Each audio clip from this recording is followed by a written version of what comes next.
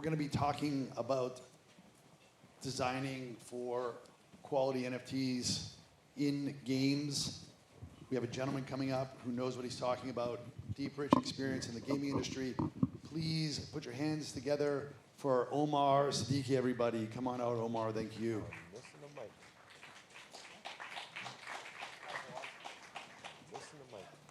My kids always tease me. They say, well, hello. My kids always tease me. They say my avatar's out of date. In my mind, I'm still ambiguously that age. But it's wonderful to be here and to have this conversation about designing NFTs into games. By way of background, I'm the CEO of Joyride Games. We are an integrated Web3 games publisher. I spent the last 2 years building a platform to help casual mobile games come to market. Everything from developer tools to actually build a game, to publishing support, both traditional and Web3, as well as the economy design and NFT design that really enables these games to thrive, both economically and as communities. My background has been in free-to-play mobile and social games since 2007. So our team has been together and has been building games at Palladium, at Disney, where I was a studio GM, and at Kiwi, and now at Joyride. The notion for our journey with Joyride was really to get excited about what could happen when you take long-lived communities that are already thriving in the free-to-play space, and you gave them a reason to organize and own and be a part of the game. But to do that, you really had to build for sustainability. And then what sustainability means when you have a game that you hope is going to have a life of at least 10 years, and an ecosystem that that game lives in that can hopefully live far longer than any individual game, it just gives you a different mindset, right? We also, as a team, have built games that have entertained 500 million plus people over the years. And so what inspires us and inspires me is not to build a game for 10,000 people who know how to install a MetaMask wallet.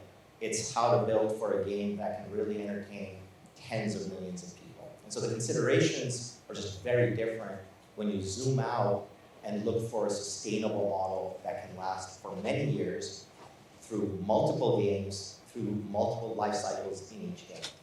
And so the project that really served as the proving ground for that is Tennis Champs, which are the characters featured on this page. Tennis Champs live in our Champs ecosystem. You can call it a metaverse. We tend to shy away from that label.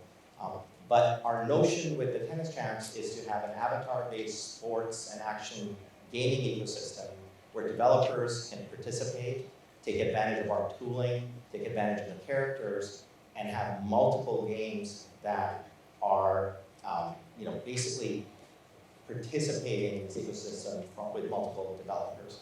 We had our Genesis NFT for Tennis Champs in March, and have been very excited to see how the community has evolved since then.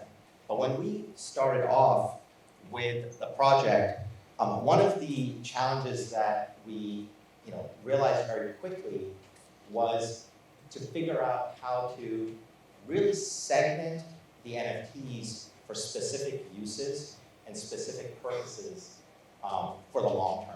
Right? At the end of the day, for us, we needed NFTs that would exist for the game.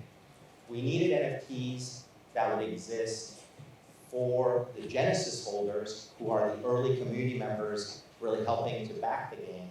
And then over time, we would want to offer NFTs that are relevant to the metaverse, as it were, right, to the whole ecosystem.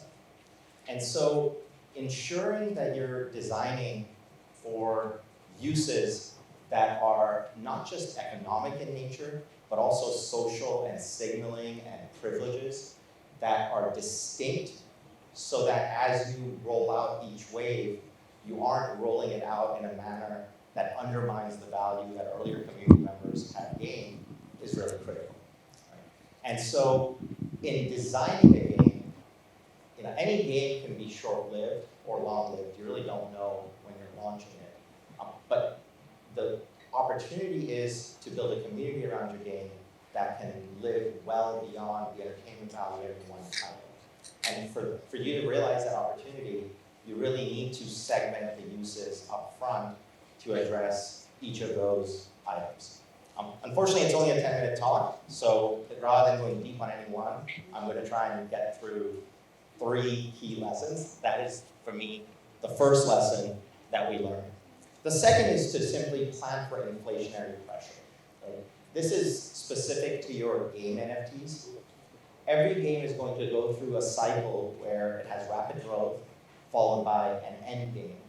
And we've seen that play out in an accelerated fashion with the games that have launched over the last couple of years that have really helped pioneer this category for all of us. That is just going to happen.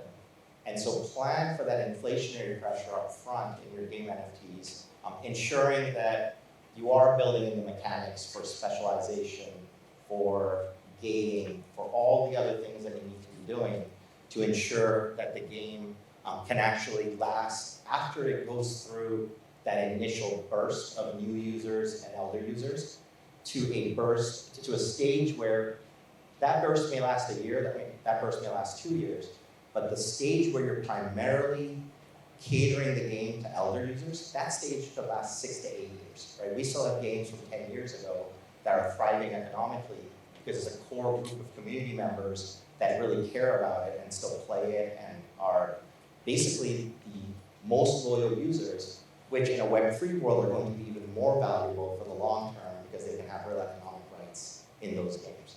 But if you don't plan for that end game with mechanics up front, when that shift happens, it can be very hard for economies to survive. Right? And that's true for traditional free-to-play games. It's even truer when you're building publicly with effectively a stock market pricing expectations on your game. It's just very hard to soak up inflationary pressure as the Fed is discovering now too in real life. The final point that, so I got out of sync there, but you basically want to plan for that advancement. The final point is to ensure you're building mechanics to hold, to appreciate, and to trade NFTs, right? And that's something that follows from the second point around planning for the long term. There's going to be game features that you want to encourage people to hold assets for the long term, right? It can be signaling, it can provide gated access to different aspects of the game. It breeds loyalty for the long term. But if all you have are assets that people are holding, you don't have a very dynamic economy that people can feel that they're participating in. And to some degree, every game has always had min-maxers, right? Like people play PvP games, some play them for fun, but for some people the fun is in breaking down the game into spreadsheets and then min-maxing the heck out of it, right? The same thing happens with Web3 games. There's some people who are going to min-max it, and that is a phenomenon that obviously play to earn help capture in really stark fashion. But you want to cater to different play styles, and that gameplay is part of the entertainment value of the game. So you don't want to build a game to be played to earn. You want the game to be played for fun. But the reality of it is that some people will play the game to play and earn. Some people will play it to play and own. And some people will just play it to play. And you want to support those play styles by having different paths in gameplay that can allow different people to still be successful and have fun with the game. And for those who are particularly good at it, maybe they end up calling ROI, but you don't walk into a casino in Vegas thinking you're going to walk out with a lot more money than you walk in there, right? But you go there because it's fun. And I think that has to be obviously the overarching priority. And so features that create codependency, features that create trading of assets through specialization, features that are event-driven, where the rules of engagement change so that the asset collection you built for the previous event is not the same as the next one. These are all tools of the trade in free-to-play that we're going to see here as well. So that's all the time we have for today, unfortunately, but please do look us up on Twitter, and excited to keep sharing what we're learning as we learn it. Thank you.